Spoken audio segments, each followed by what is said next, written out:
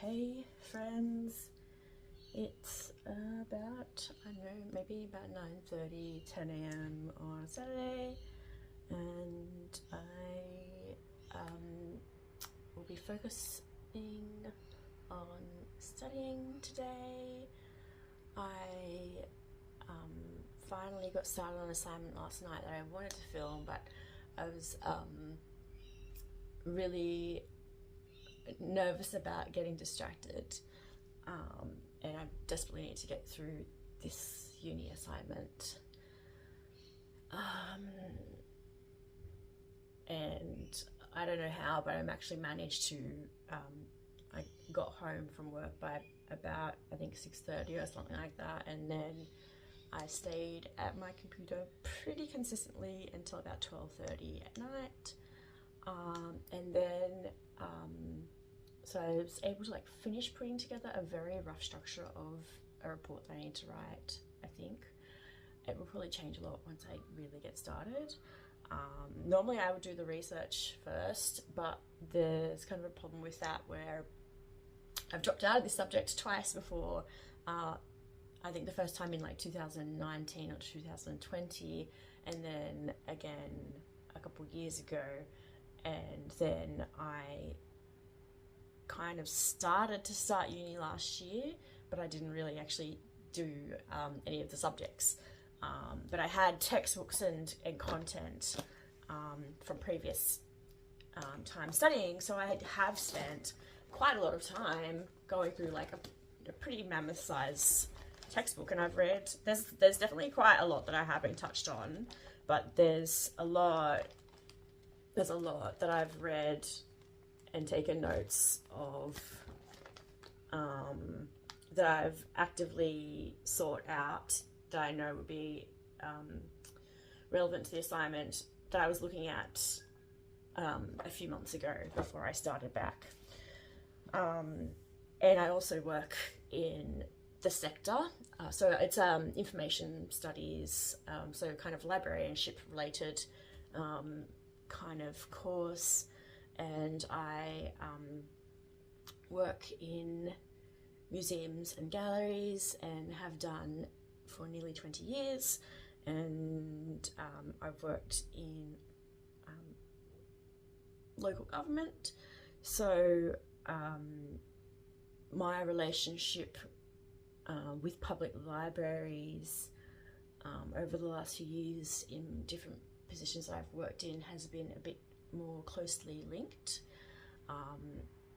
and so I actually have quite a bit of some direct experience in working in libraries, and also work that's adjacent to working in libraries, and an experience of working with library and information professionals.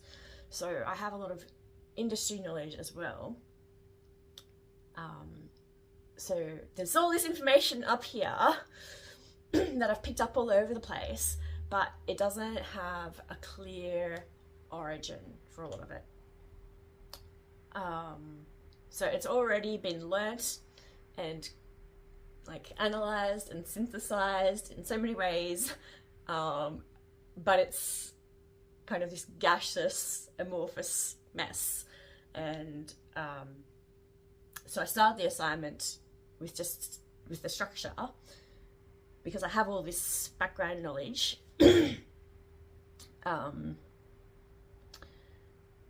And I find I have to write a report, and I find reports I don't enjoy writing reports, and I find them quite irrelevant and nonsensical in the context of the kind of assignment that's being written. This course, I've dropped out of this course twice before, and a huge part of it has been because the course is just horribly written. The assignments are awful. I hate it so much. I love the content, I love the things that I'm learning, and I love the industry, but the assignments are horrible. So I hate the course, which is frustrating. It makes it quite difficult. Yeah, so I struggle with writing reports, and I don't think it's a relevant format for the size of the assignment, is basically the thing. It's less than a 2,000 word assignment, and in reports you repeat yourself so many times, and I know there are particular ways of doing things where you can present a lot of information in few words, but that's something I struggle with.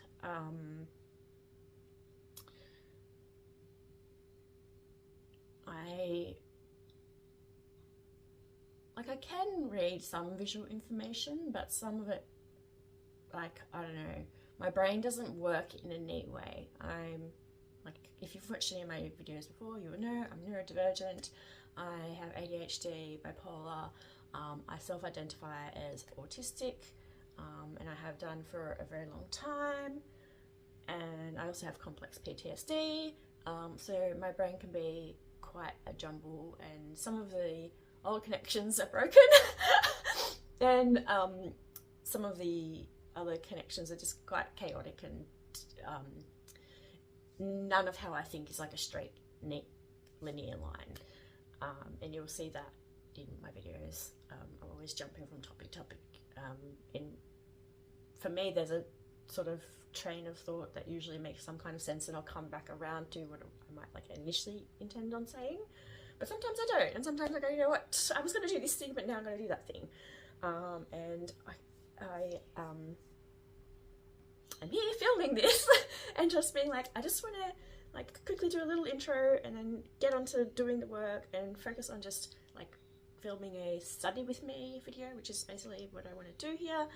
But of course I'm rambling a little bit, and I feel like the rambling is an important part of the process and what makes the video hopefully interesting. I'm gonna pause now to gather my thoughts. And that's another thing, I've really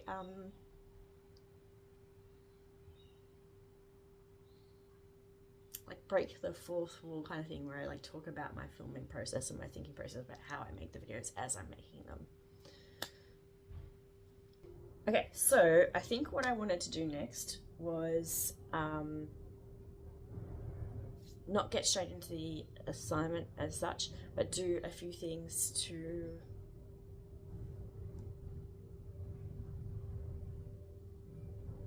kind of set myself up to do the assignment. Because again, like the ADHD thing, like there are so many processes I feel like I have to go through to get to the point of even starting. So I was going to start by putting on some lip gloss, or like vinyl ink, lipstick stuff, liquid lipstick, whatever you want to call it, because it will make me look like I'm more put together than I am.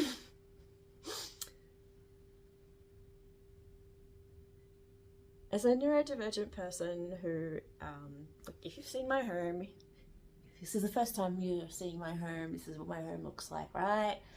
That's what my inner life looks like as well. So,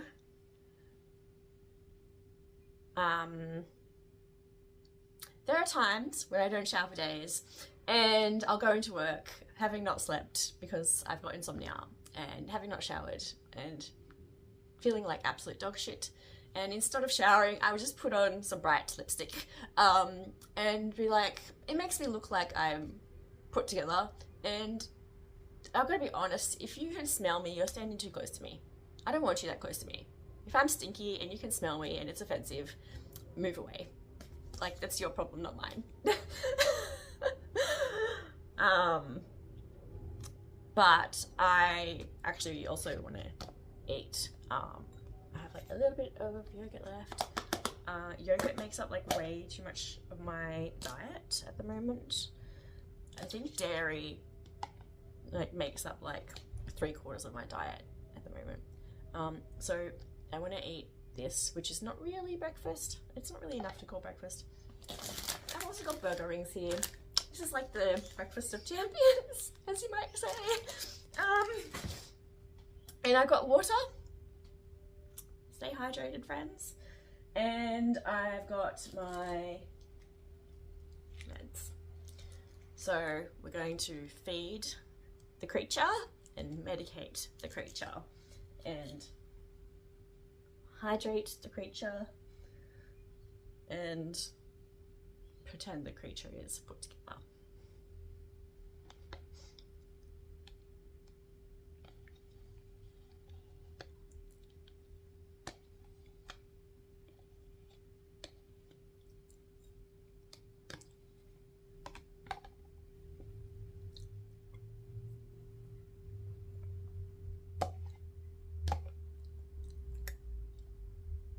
And this spoon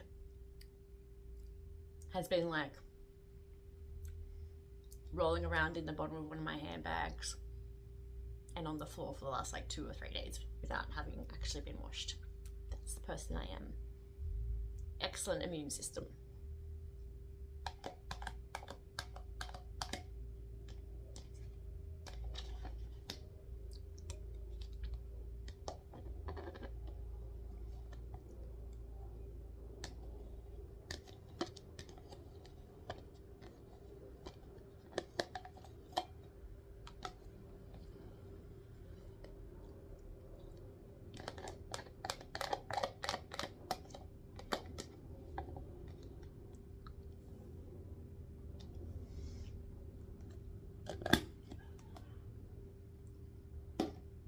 There we go. Taking the meds.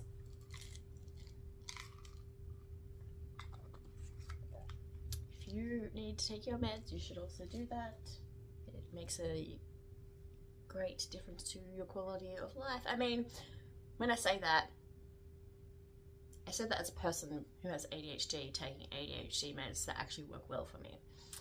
And I know that not all meds work well for everyone. Not all meds have worked well for me. I spent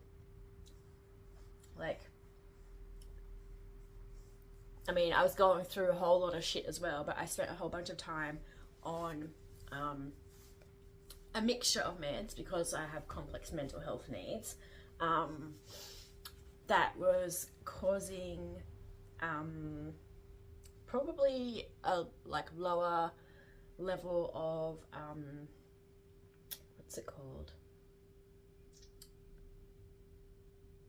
serotonin syndrome. So I was having a lot of very, very constant, very disturbing, intrusive thoughts, like all the time. And I was on those meds for a couple of years, on a few different size doses and things like that. But yeah, I was basically on the wrong mix of medications for about 2 years and having really, really awful thoughts and just being like, oh, I've just got to suck it up. And I stopped taking mood stabilizers towards the end of last year. And I have to admit, my depression is worse and my general anxiety is a little bit worse. But I'm less suicidal ideation, and less intrusive thoughts. So it's like, I would say kind of like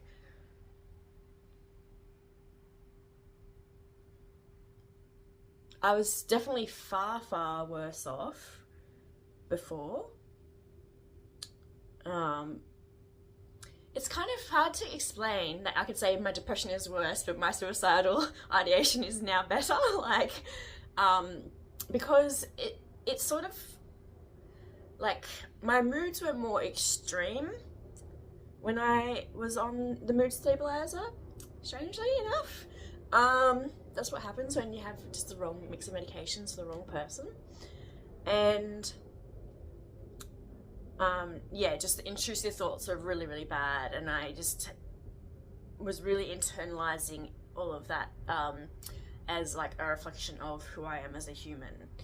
And part of it being a lot better is that I'm in specialist trauma therapy, and I'm a lot more aware of myself and of my thinking, and I'm learning so much about myself and about psychology. And psychology has been a special interest to me since I was a little kid, because I was one of the probably kind of like few young people who was assigned female at birth who was diagnosed with ADHD as a young child, which is less common. So I've been interested in it since I knew I had ADD, and that was when I was about 6 or 7 years old. And my parents, my family's full of nurses who worked in mental health and disability, so I knew a lot and had access to information from quite a young age. What am I trying to say?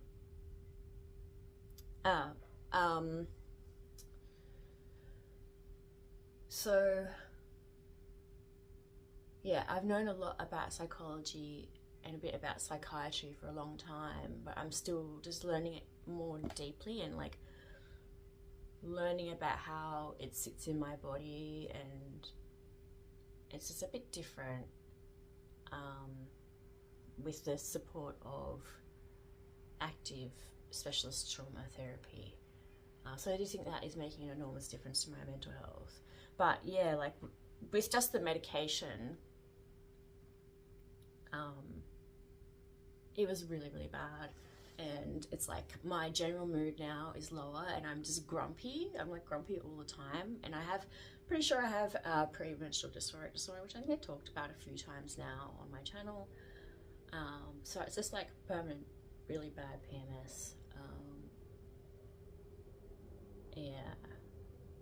So I feel like my moods and my depression and my anxiety are kind of just like the baseline. I think that's the way to describe it, is like my baseline is worse, but it's more stable and it's less frightening, and my intrusive thoughts are at a much more normal level, or what is normal for me. Like I still will have some intrusive thoughts, but they're not pervasive, and they're not all-consuming or overwhelming or frightening like they were before. And it's kind of like it's funny to be like, oh, I was crying every day and I was having like terrible, constant suicidal ideation. So it's I don't know how to say that it's worse, but it's better overall. It's much, much better as it is now. My baseline is just like I'm like grumpy all the time. But my Vyvanse, which is what my main medication for my ADHD, has made an incredible positive impact on my life, and that's why I'm taking it. And if you have medication that you need to be taking that is helpful for you, then you need the reminder to take it, then this is your reminder to take it, is what I'm trying to say. And I'm going in this roundabout way because I used to be like, just take your fucking meds. And I wouldn't say that to people. Like I'm not that person to verbalize and vocalize judgment on other people more broadly. Like there are definitely times when I have done, and more so if people that I'm very close to, not necessarily in this area.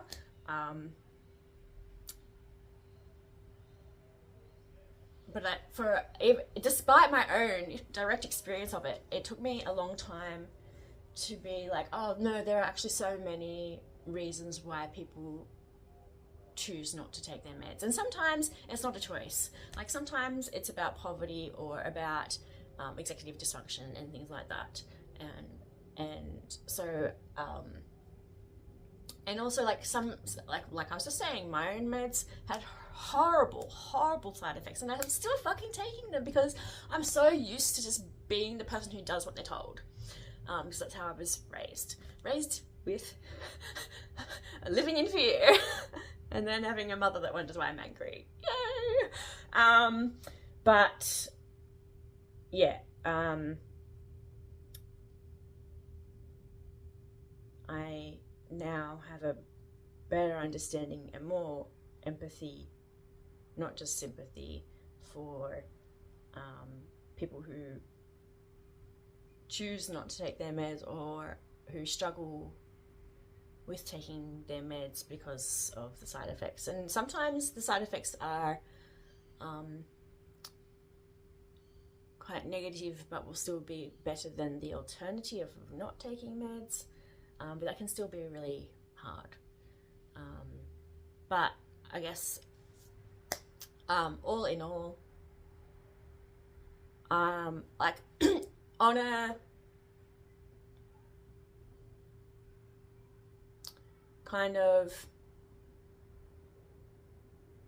medical, philosophical level, I know some people are just quite broadly against taking medication of all different kinds and things like that, and a lot of people, there's still a lot of stigma around taking medication or even having any kind of treatment for mental health.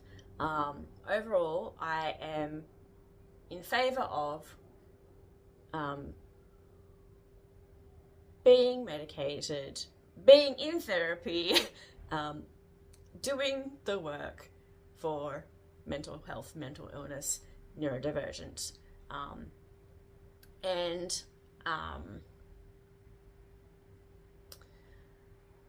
I mean, a lot of it exists within, or is about existing within, a capitalist society and framework, and I understand a lot of it is kind of framed as this: take your meds and be a good robot and behave in society the way that you're told to be, which is, you know, a fair criticism. But it is also like, oh, if I take my meds, I can also do the things that I enjoy. Or if I take my meds, I can face the day and face this capitalist system that I exist in, that I'm forced to exist in, and survive it. And I can understand what people are saying to me. And I can maintain a conversation. I can feed myself after I've been at work all day.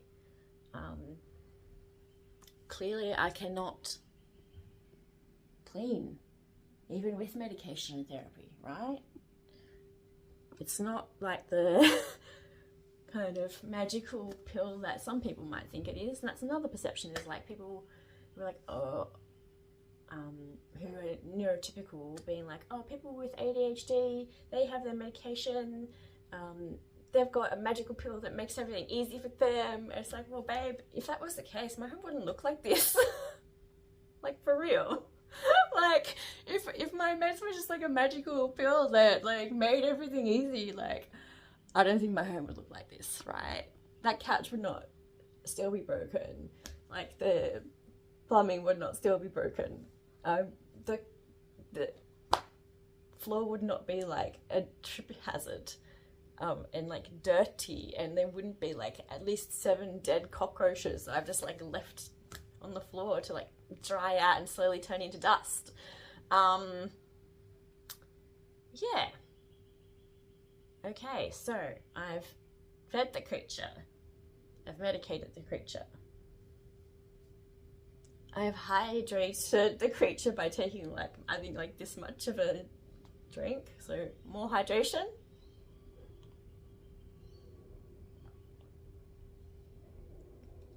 And like, I'm gonna say, like, feeding the creature was like this much. Like, that's like 4 spoons of yogurt. That's not really feeding myself. We're just sort of throw that out there.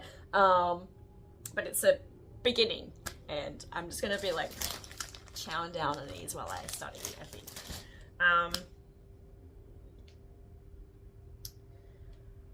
Now, yeah, I'm not gonna be, let's like pretend that we're put together.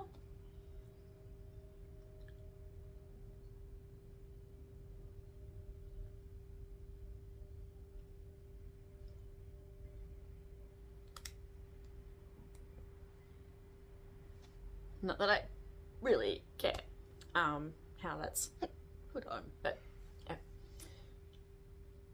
Now my lips are a different colour to my face. Yay!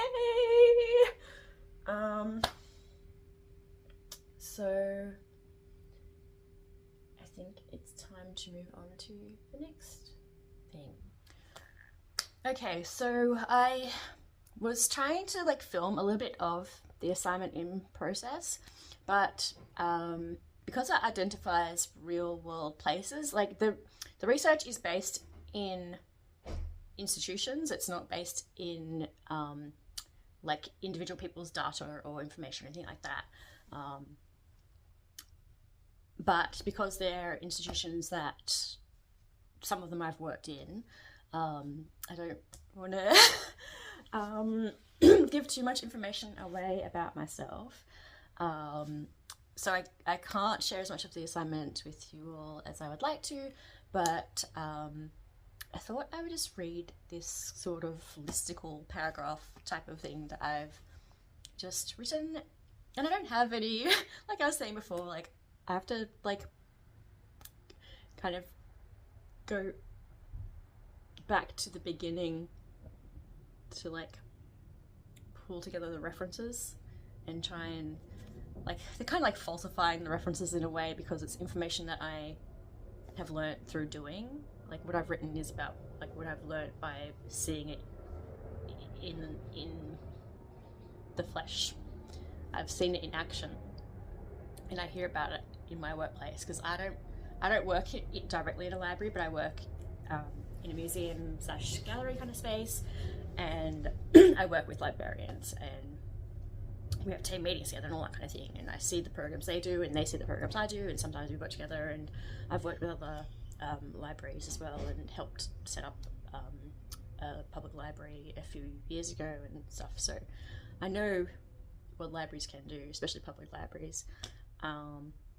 So the assignment is about reference services, and it's basically like asking me to write a report on a specific information institution, giving like an overview of the services they offer, making comparisons to other organizations of the same type, looking at some kind of issue that will be either a challenge or a problem for them in terms of how they're able to provide services to a diverse audience, and kind of offering recommendations on how they might improve their services, and explain, you know, why I'm making those recommendations, and also kind of discuss how enacting those recommendations might affect the information professionals that work within that institution. And so I made a visit to the institution actually quite a while ago, and I got a really amazing amount of information, which I am now trying to get a hold of again because it happened months ago, and there was a really good document that was shared with me at the time, and what am I saying? Yeah, so I feel like I've just lost my track of thought. Yeah, I have some really good information or knowledge, and I need to like try and make sense of it, and I need to like, yeah, kind of find new reference points for information that I've known for a long time through previous studies and lived working experience. But yeah, so that's what the assignment task is. Yeah, so I've chosen the library, I've made a visit to them, I've also got some catalogues that have information about their programs in them, and some, I guess, my interest in this, or my approach to this assignment, is I know that quite a lot of information professionals have quite a narrow perspective of what information services are. I have a really broad perspective of that, coming from a museum and gallery perspective. So that's I'm part of the glamour sector, which is galleries, libraries, archives, museums and records, I think is what that all stands for. So I have a background in galleries and museums, and a little bit in libraries as well. And I've done some studies in records and things like that, but I'm about 40% of the way through a master's, and I'm returning to it after having spent a few years away from it for a whole bunch of different reasons. But for me, I think of information services as kind of all inclusive, like all services that a library offers are information services, and they're just different kinds of information. Like an art class is a type of information. A yoga class is a type of information. And also, like, how I think about information is a lot of people see the breaking down of barriers in the creation of information as a problem, and it definitely can be. And when I say that, what I mean is, nowadays there's like these concepts of like misinformation, disinformation, and fake news and all that kind of stuff. And a lot of that, none of it's new. It's actually been around since like the beginning of information. That's how wars started and won and lost. Propaganda is, the manipulation and sometimes falsification and very intentional shaping of information.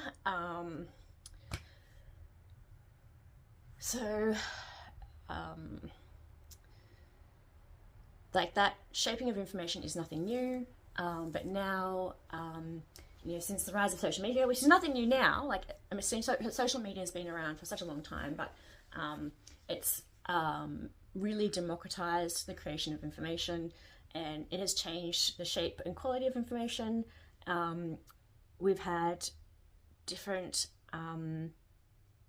things happen over the last 10 years or so. I think fake news was first coined like several decades ago, like way back. But it became a big thing when Trump was first being elected as the president in the US.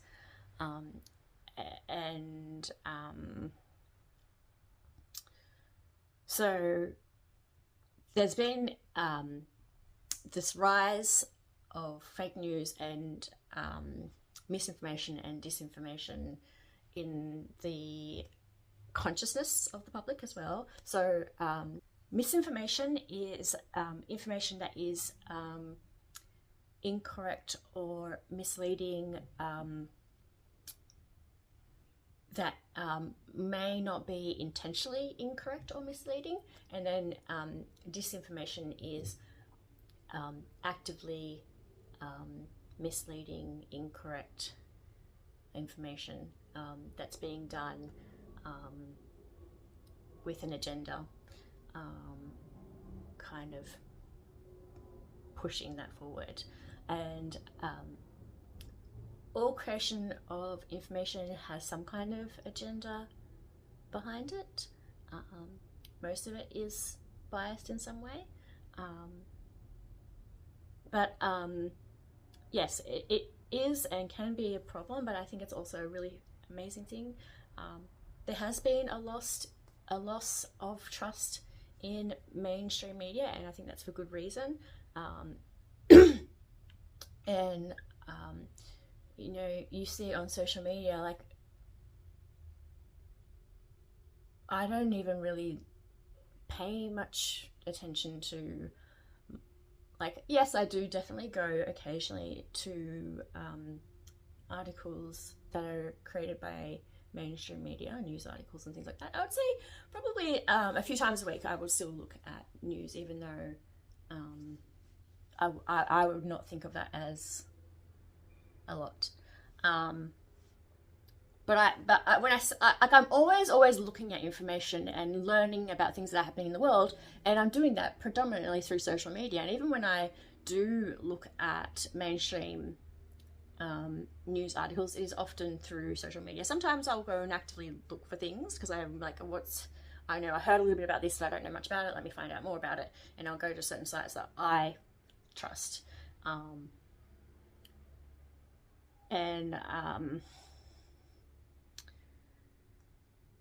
There's like a whole bunch of stuff around how we all individually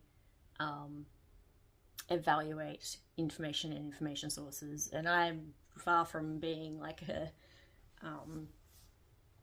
kind of, even as a person who's starting to become a supposed expert in it, I can't tell you like oh, this is exactly what you should do and who you should believe. Like, there's certain things that are like, I have a perspective on certain things, but I think what I'm trying to say is, like, I'm not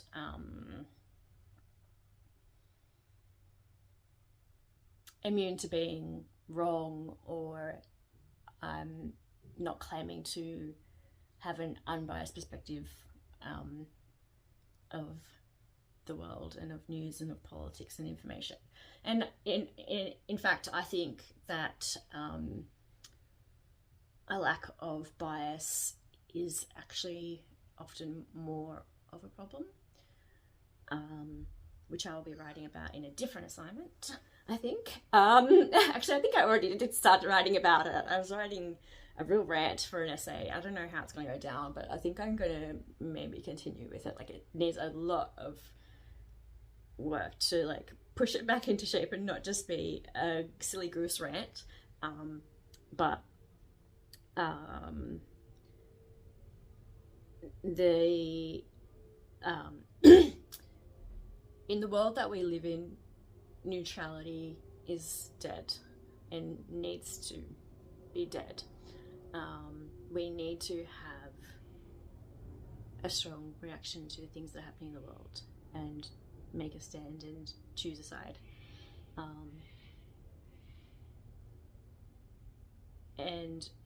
Traditionally, libraries have tried to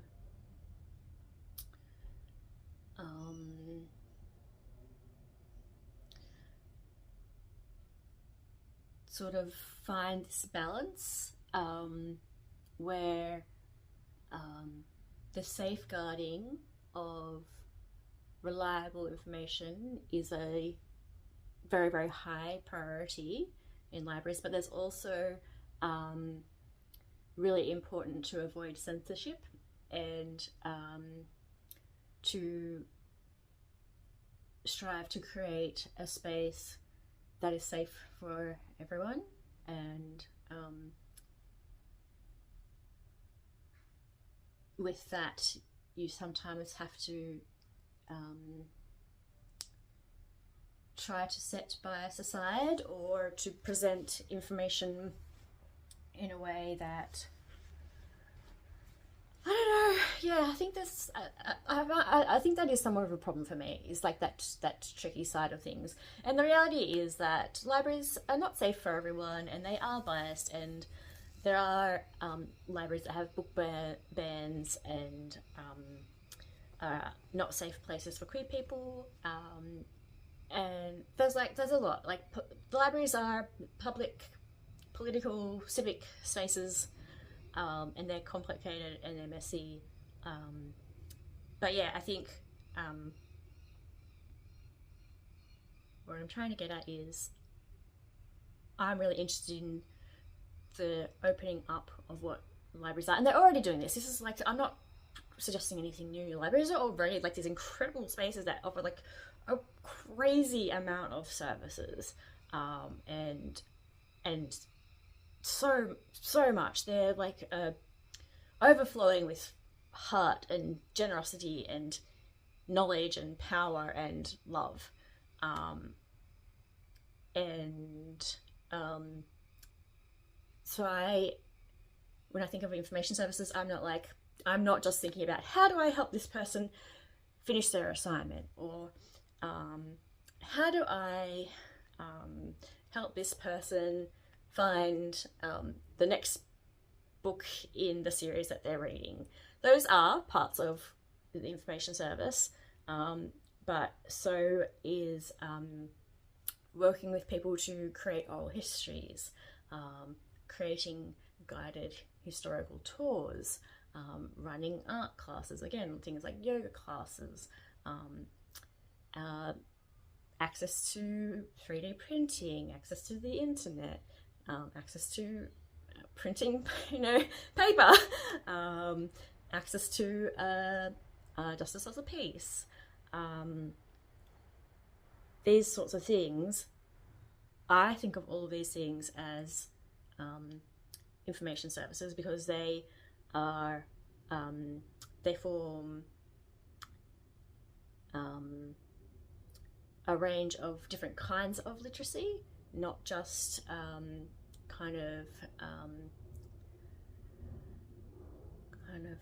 like information literacy, but there's a term called meta literacy, which is,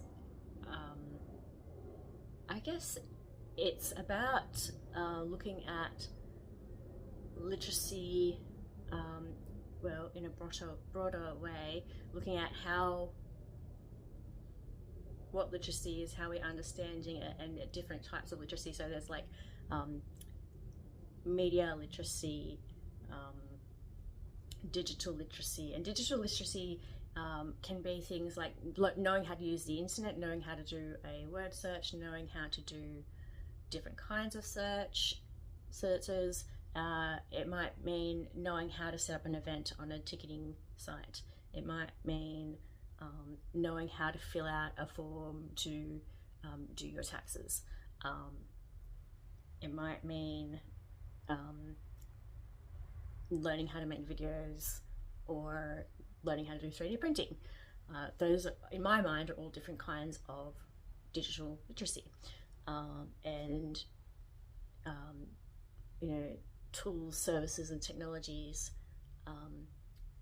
that the library offers in those areas are a part of information services, in my mind. So there's that, which is the broader thing. And then there's the thing about the authorship of information by all of us. We all author information. I'm authoring information now. If you're creating, if you're creating videos and putting them on YouTube, or if you're,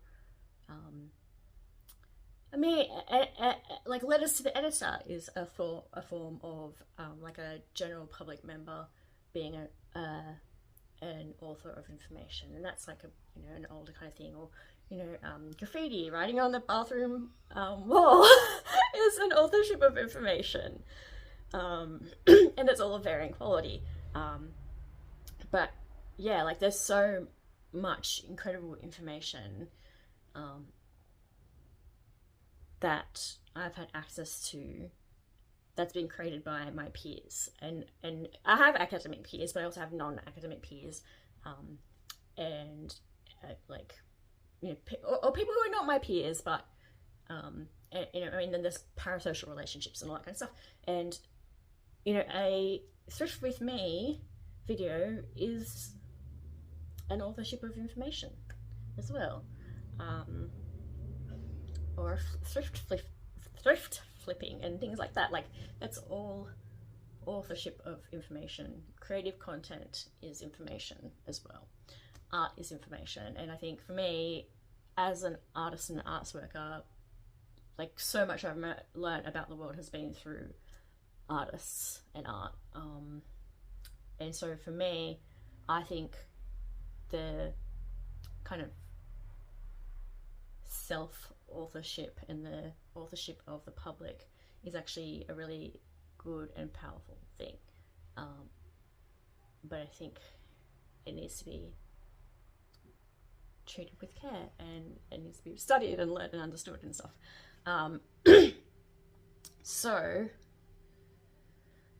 yeah, and I have to like try and put all of this into words on paper and then like find the right references to justify it, even though it's stuff that I've just, yes, definitely a lot of it has been learned from reading this stuff.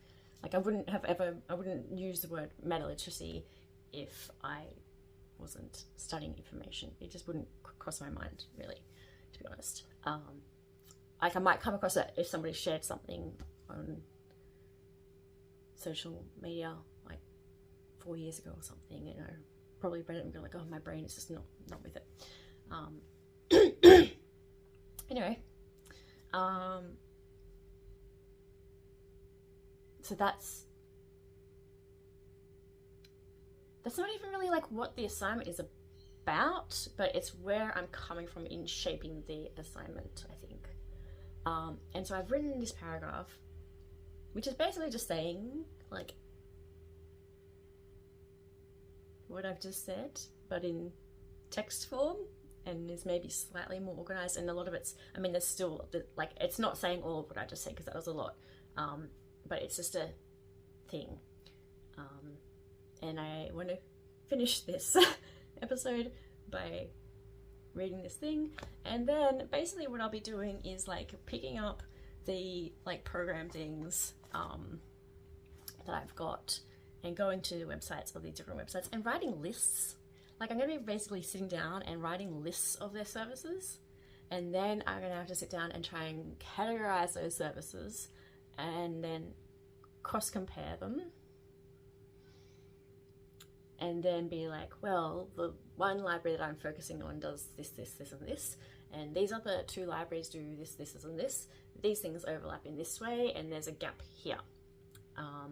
And maybe I think the library I'm focusing on should do this thing this other library is doing that we're not doing. Or maybe I don't think that they need to because those localities are next to one another and they can refer people to the other one, maybe. I'm not sure yet. But that's kind of what it will look like, I think, in the end. And in a report form, so it's like repetitive. And in 1,800 words, and within slightly less than a week, when I will be working and I'm living with, you know, ADHD, autism, bipolar, executive dysfunction, disorganized thinking, all that. I think it's possible, but I've asked for, like, I've already got an extension, and my tutor didn't give me as much time as I asked for, but some of his response was like kind of unclear. So I've sent an email to be like, hey, I asked for this amount of time, and there's a reason why I asked this amount of time, blah, blah, blah, blah, blah. This is my circumstances. And your response was a bit unclear. So I thought that you had agreed to the amount of time I asked for initially. Blah, blah, blah, blah, blah. Thank you. Anyway. So, blah, blah, blah, blah, blah, blah. I want to finish by reading this paragraph, which is incomplete, but I just feel like I kind of like how it's written. And it's forming like the background thinking of how I'm going to shape this report, I think. So, a broader approach to defining information services facilitates a richer, more culturally inclusive, intellectually accessible, and dynamic range of offerings to the public. It allows for members of the public to access reliable information, learning opportunities, technological resources, affordable entertainment, social enrichment, creative expression, improved health and well-being, to develop meta-literacies, participate in guided co-authorship of information, and contribute to civic society. The public library responds ... And what I want to write there is kind of like something to the effect of the public library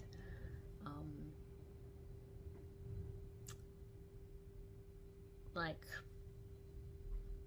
responds to the social information and political needs of society or the public, like, yeah. Basically what I'm trying, like what I want to be is like, it responds to like so many different needs, and it's not like a silver bullet that's going to solve all of society's issues and meet all of our needs, but it can be a hub for that connectivity, and it's kind of like a corridor with like many gateways into accessing kind of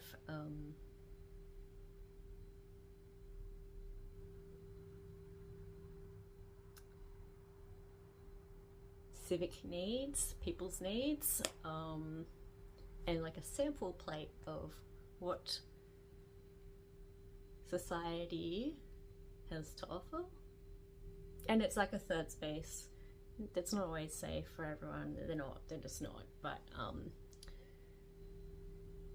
their hope and intention is like they're, you know, a place where you can have access to a whole bunch of free or very affordable services across a really wide range of services, and that they're not these tidy, neat, narrow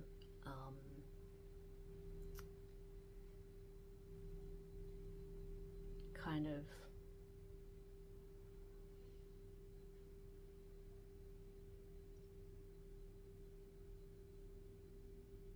I don't know.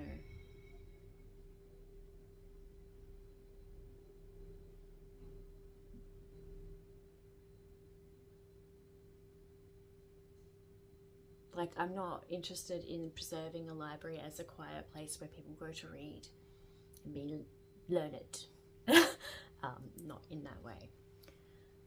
And I think there are still, I would say most librarians are much more driven by the social needs aspect, and who love people and love working in the service of the public and meeting people's needs and interests. But I think there are also still librarians, young and old, who are all about the books and are still married to the idea of libraries being these quiet, almost holy, sacred spaces for like solemnly worshipping knowledge. And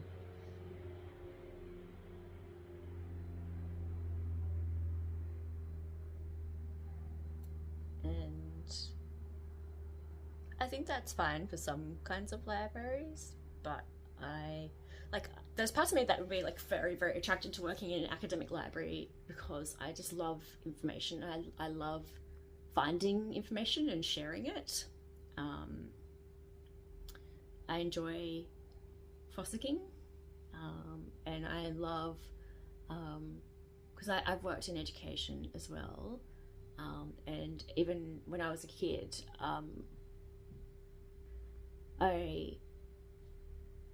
I'm reasonably intelligent, and I always really enjoyed, like, if I had a friend, like, not that I would want to see a friend struggling with anything, but if I have a friend who's struggling to understand something, and if I have the opportunity to, like, help meet that gap, and I tried to study secondary teaching twice, and I dropped out twice because I love learning, I love education, I love information, I love teaching, I love the kids. Oh my god, I worked in a high school for a few years and I really, really, truly just love those kids so much.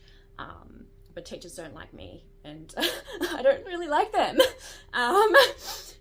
So I couldn't finish studying teaching and become a teacher because it wasn't like the right fit, and I think libraries are a better fit.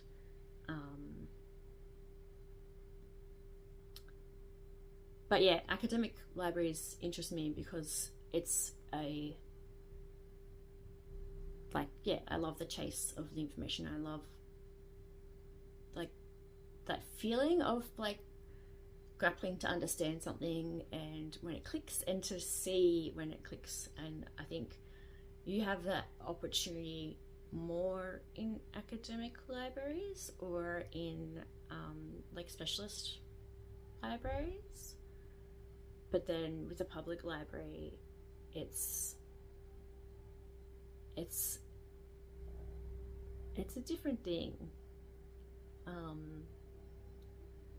And it's so multifaceted, and that's the thing that attracts me, because like my thinking often does tend to be very multifaceted and dynamic, and I like to bring a lot of different things together and kind of shake them up and see what kind of soup they make.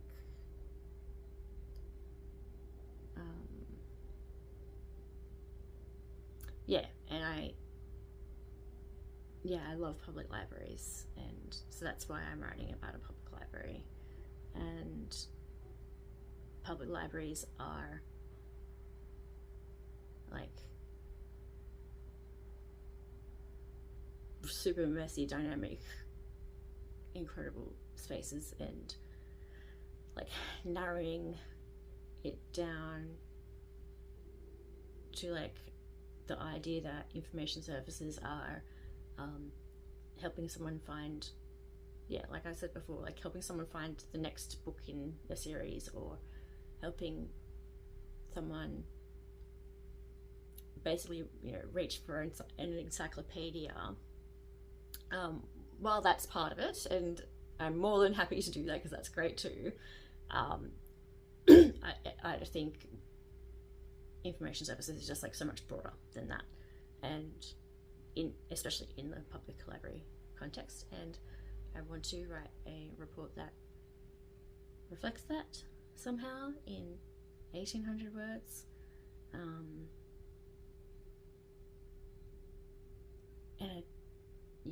that's it. This is me having a ramble about my assignment, and I feel like doing this is helpful. And now I need to stop filming. Oh my god, and I have like other content as well. Like I think this is like I'm pretty sure I've still got I still have at least one video to post, but I can't remember if it's edited or not. I'm currently filming this on my phone because I've got other content for another video to edit that's on my camera memory card, and I don't want to move it over yet. So I've got at least 2 videos to edit and 3 videos to post. So this will be released after I've submitted this assignment. And there might be more than one video on the assignment before it gets submitted. But I'm talking about this because I'm kind of like, oh, I want to edit this, but I have other ones to edit, and I'm also like, I think talking about this and filming this and talking about my assignment is helping me like warm my brain up to get on with it, which is, kind of a big part of what I am doing here. Is like, study with me, clean with me, help me get myself going to get things done and fight the executive dysfunction and flesh out ideas and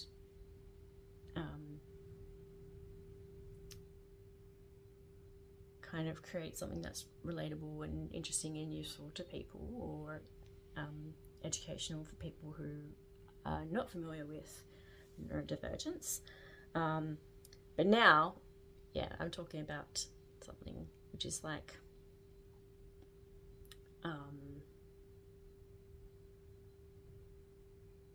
battling the competing urge to go, okay, it's time to get on with this assignment, and this other part is like, I want to edit this video and I want to line up my videos so they're ready to post. I'm not sure which one I will do. I should be working on the assignment, but also I do really want to post a video today, and it might not take too long. It might already be edited, I'm not sure. So I'm just going to go back and forth, back and forth, back and forth. That's not very useful or probably very interesting to watch. But maybe it's relatable. Like, probably a lot of people find themselves in this, and this is what executive dysfunction looks like. It's like giving voice to executive dysfunction.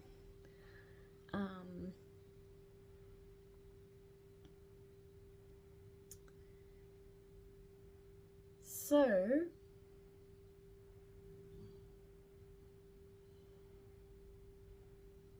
that's it.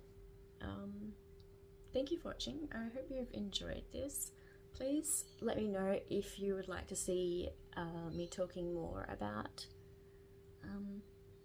library services, information, knowledge, learning, education kind of stuff. I think eventually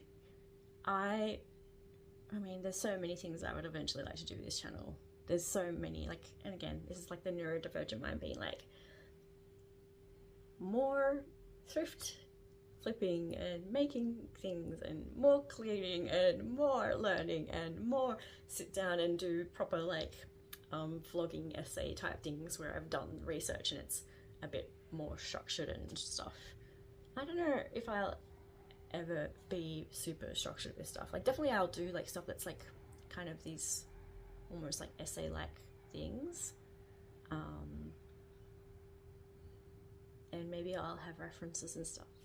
Who knows, who knows, who knows, who knows, who knows. But right now it is time for me to go. Bye.